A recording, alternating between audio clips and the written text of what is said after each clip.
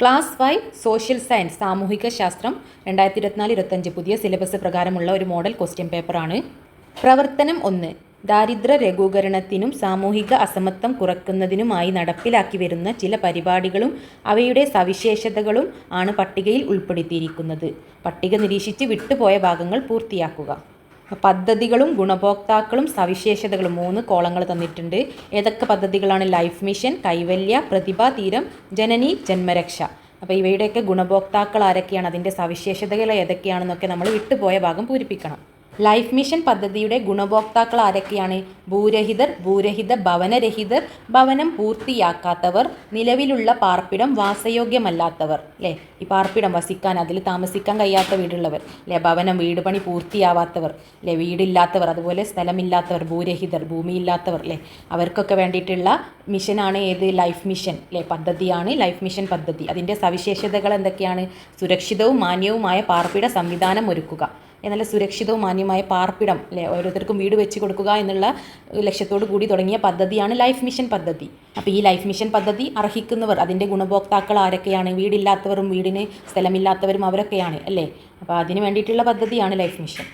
Next കൈവല്യ പദ്ധതി. ഈ കൈവല്യ പദ്ധതിയുടെ ഗുണഭോക്താക്കൾ ആരൊക്കെയാണ്? ഭിന്നശേഷിയുള്ള ഉദ്യോഗാർത്ഥികൾ, അതായത് ഭിന്നശേഷിയുള്ളവർ. അവരുടെ സവിശേഷതകൾ എന്തൊക്കെയാണ്? അവസര തുല്യത, സാമൂഹിക ഉൾച്ചേർക്കൽ. നെക്സ്റ്റ് പ്രതിഭാതീരം പദ്ധതിയിലെ ഗുണഭോക്താക്കൾ ആരൊക്കെയാണ്? തീരദേശ മേഖലയിലെ വിദ്യാർത്ഥികളാണ് അതിലെ ഗുണഭോക്താക്കൾ. അതിൻ്റെ സവിശേഷത എന്തൊക്കെയാണ്? വിദ്യാഭ്യാസ പുരോഗതി. വിദ്യാഭ്യാസ പുരോഗതിക്ക് വേണ്ടിയിട്ടുള്ള ഒരു പദ്ധതിയാണ് പ്രതിഭാതീരം.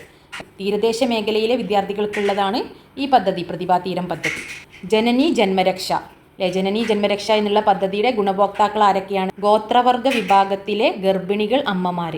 ഗർഭിണികൾക്കും അമ്മമാർക്കും ഗോത്രവർഗ വിഭാഗത്തിലുള്ളവർക്കുള്ളതാണ് ജനനി ജന്മരക്ഷ, അല്ലെ, ജനനി അമ്മ, അല്ലേ, ഇതിൽ തന്നെ ഉണ്ട്, ഗർഭിണികളും അമ്മമാർക്കുള്ളതാണ് ജനനി ജന്മരക്ഷ എന്നുള്ളത്.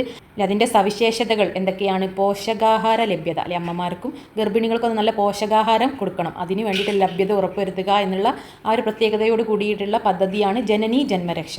അപ്പോൾ ഇത്രയും പദ്ധതികളുണ്ട്, അല്ലേ, ലൈഫ് മിഷന്, കൈവല്യ, പ്രതിഭാതീരം, ജനനി ജന്മരക്ഷ. അപ്പോൾ ഇവയുടെയൊക്കെ സവിശേഷതകൾ, എന്തിനുള്ള പദ്ധതിയാണ്, അല്ലേ, അതിലെ ഗുണഭോക്താക്കൾ, അതായത് ഈ പദ്ധതികളൊക്കെ അർഹിക്കുന്നവർ ആരൊക്കെയാണ്, അല്ലേ, ജനനി ജന്മരക്ഷ ഗർഭിണികൾക്കും അമ്മമാർക്കും, അല്ലേ, ഇതിൽ തന്നെ ഉണ്ട്, അല്ലേ, പ്രതിഭാതീരം തീരദേശ മേഖലയിലെ വിദ്യാർത്ഥികൾക്കുള്ളതാണ്, കൈവല്യ ഭിന്നശേഷിക്കാർക്കുള്ളതാണ്, ലൈഫ് മിഷൻ, അല്ലേ, ലൈഫ് സേഫാക്കാൻ, അതായത് വീടില്ലാത്തവർക്കുള്ളതാണ്.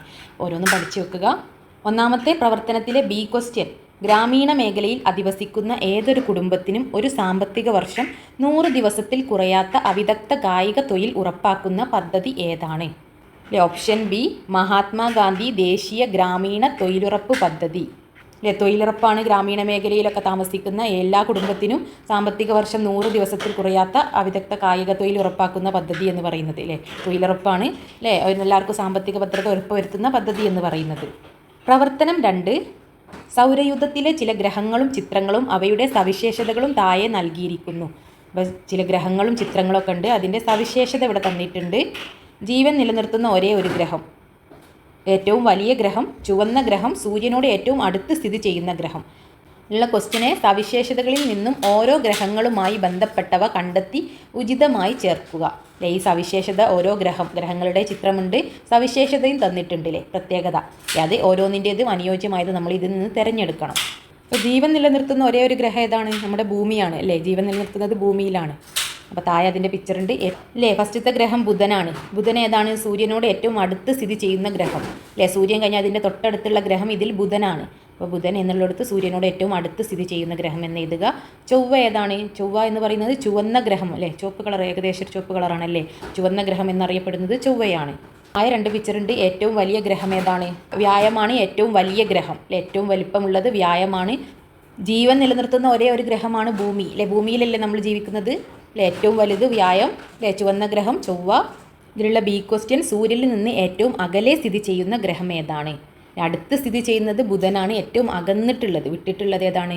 നമ്മുടെ നെപ്റ്റ്യൂണാണ് സൂര്യനിൽ നിന്നും ഏറ്റവും അകലെ സ്ഥിതി ചെയ്യുന്നത്. അടുത്തുള്ളത് ബുധനാണ്.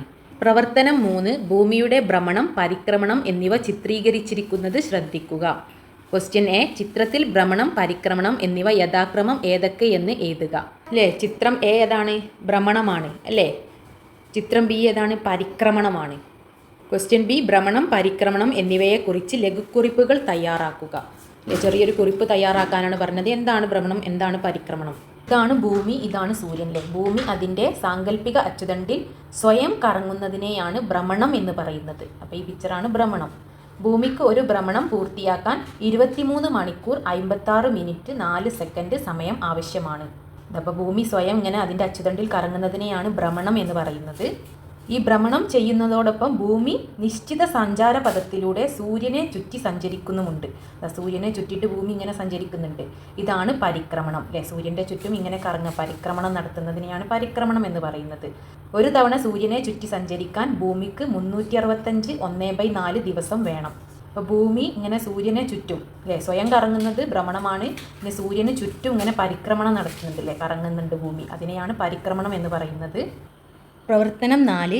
ഭൂമിയിലെ ചില പ്രദേശങ്ങളുടെ സവിശേഷതകളാണ് താഴെ നൽകിയിരിക്കുന്നത്. ക്വസ്റ്റ്യനെ നൽകിയിരിക്കുന്ന സവിശേഷതകളിൽ നിന്നും ധ്രുവപ്രദേശങ്ങളുമായി ബന്ധപ്പെട്ടവ കണ്ടെത്തി എഴുതുക.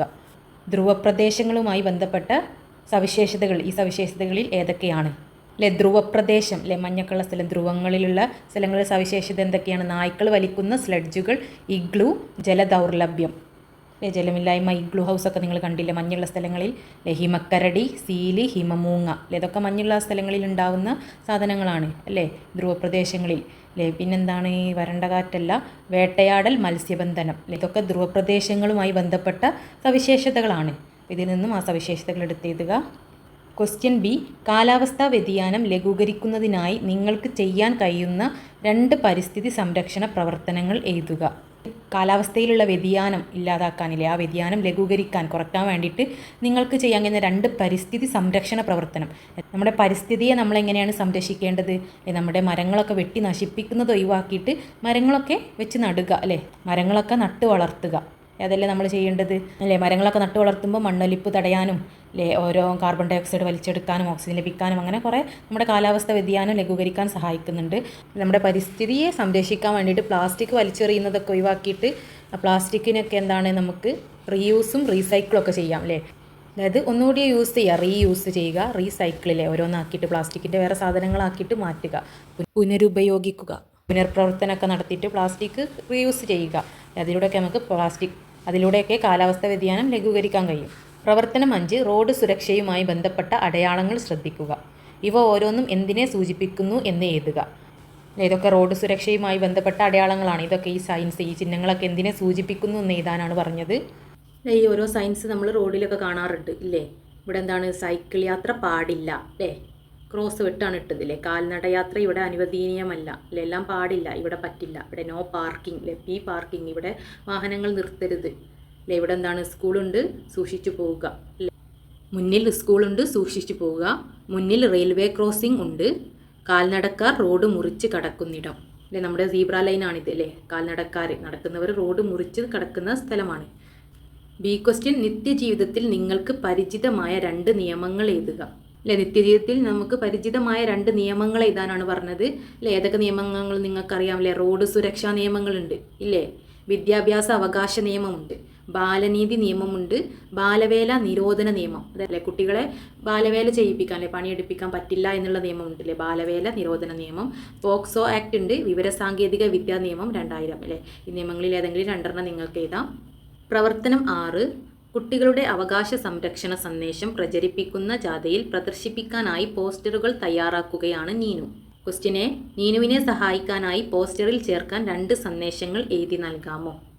ഇപ്പോൾ കുട്ടികളുടെ അവകാശ സംരക്ഷണ സന്ദേശം അല്ലേ, കുട്ടികൾക്കുള്ള അവകാശത്തിനെ പറ്റിയിട്ടുള്ള 2 പോസ്റ്ററുകൾ എഴുതാനാണ് പറഞ്ഞത് അല്ലേ. കുട്ടികൾ കുട്ടിക്കാലം ആഘോഷിക്കട്ടെ, ഇനി വേണ്ട ബാലവേല അല്ലേ. ബാലവേല ഒന്നും വേണ്ട, കുട്ടികളുടെ കുട്ടിക്കാലം അവർ ആഘോഷിക്കട്ടെ എന്ന് പറഞ്ഞിട്ട് ഉള്ളൊരു കോഴ്സിലെഴുത്ത് നിങ്ങൾക്ക് അതിൽ കൊടുക്കാം. പോസ്റ്റർ ഉണ്ടാക്കാനല്ല പറഞ്ഞത്, പോസ്റ്ററിൽ കൊടുക്കാൻ പറ്റിയ വാക്കുകൾ എഴുതാനാണ് പറഞ്ഞത്. ഔദാര്യമല്ല കുട്ടിക്കാലം, അവകാശമാണ് അല്ലേ. ആരുടെയും ഔദാര്യമല്ല കുട്ടിക്കാലം എന്നുള്ളത് നമ്മുടെ കുട്ടികളുടെ അവകാശമാണ് അല്ലേ. അതിൽ പോസ്റ്ററിൽ ചേർക്കാനുള്ള 2 സന്ദേശങ്ങളാണ്. പോസ്റ്ററിൽ ചേർക്കാനുള്ള സന്ദേശമാണ്. പോസ്റ്റർ ആണെങ്കിൽ പോസ്റ്റർ പോലെ ചിത്രങ്ങളൊക്കെ വരച്ച് മനോഹരമാക്കിയിട്ട് എഴുതണം. Question B. സുപ്രീം കോടതിയും ജില്ലാ കോടതികളും കൂടാതെ വിവിധ തരം കോടതികൾ നമ്മുടെ രാജ്യത്ത് പ്രവർത്തിക്കുന്നുണ്ട്. കോടതികളുടെ ശ്രേണീഘടന പൂർത്തീകരിക്കുക അല്ലേ. സുപ്രീം കോടതി ഉണ്ട്, ജില്ലാ കോടതി ഉണ്ട്, അതിൻ്റെ ഇടയിൽ വരുന്ന കോടതികൾ ഏതൊക്കെയാണ്? ഈ ശ്രേണി പൂർത്തിയാക്കാനാണ് പറഞ്ഞത് അല്ലേ. സുപ്രീം കോടതി ഉണ്ട്, അതിൻ്റെ താഴെ ഹൈക്കോടതി, ഹൈക്കോർട്ട് ഉണ്ട് അല്ലേ. ജില്ലാ കോടതി ഉണ്ട്, ജില്ലൻ്റെ താഴെ കീഴ്ക്കോടതികളുണ്ട്. അപ്പോൾ ഇതാണ് എന്ത് കോടതികളുടെ ശ്രേണി. സി ക്വസ്റ്റ്യൻ, ലോക ബാലാവകാശ സംരക്ഷണ ദിനമായി ആചരിക്കുന്നത് ഏത് ദിനമാണ്? നവംബർ 20 ലോക ബാലാവകാശ സംരക്ഷണ ദിനമായി ആചരിക്കുന്നത്. നവംബർ 20. പ്രവർത്തനം എ ക്വസ്റ്റ്യനെ, ജലാശയങ്ങൾ മലിനപ്പെടുന്നത് ജീവജാലങ്ങളുടെ നിലനിൽപ്പ് അപകടത്തിലാക്കുന്നു.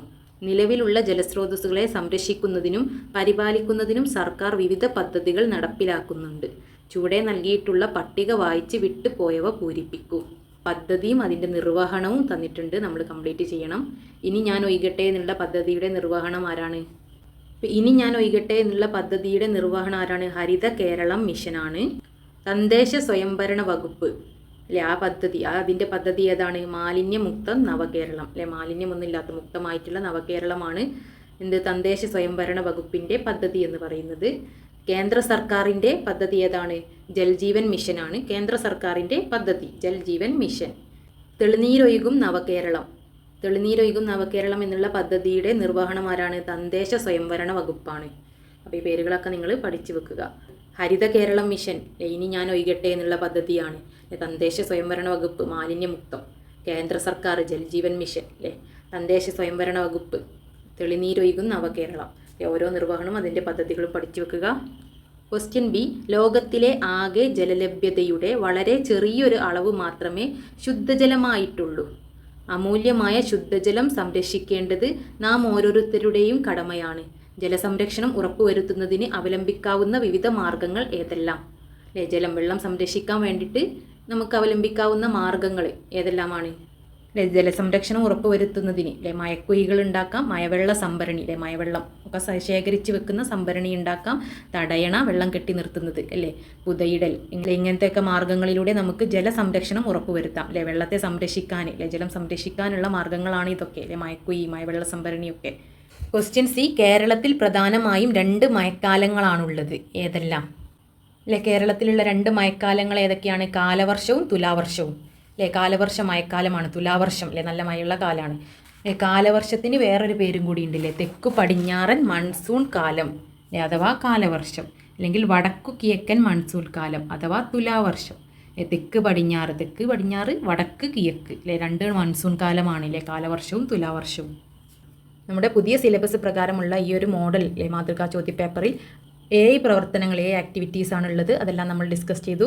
വീഡിയോ ഉപകാരപ്രദമായെങ്കിൽ തീർച്ചയായും ലൈക്ക് ചെയ്യാനും ഫ്രണ്ട്സിലേക്ക് ഷെയർ ചെയ്യാനും മറക്കല്ലേ. Thank you for watching. ഇനിയുള്ള വിഷയങ്ങളുടെയെല്ലാം മോഡൽ ക്വസ്റ്റ്യൻ പേപ്പേഴ്സ് ഇതുപോലെ ഡിസ്കസ് ചെയ്യുന്നതാണ്. വീഡിയോ ലഭിക്കുന്നതിനായി ചാനൽ സബ്സ്ക്രൈബ് ചെയ്ത് തൊട്ടടുത്തുള്ള ബെല്ലൈക്കൺ അമർത്തിയാൽ നിങ്ങൾക്ക് നോട്ടിഫിക്കേഷൻ ആയിട്ട് ലഭിക്കുന്നതാണ്.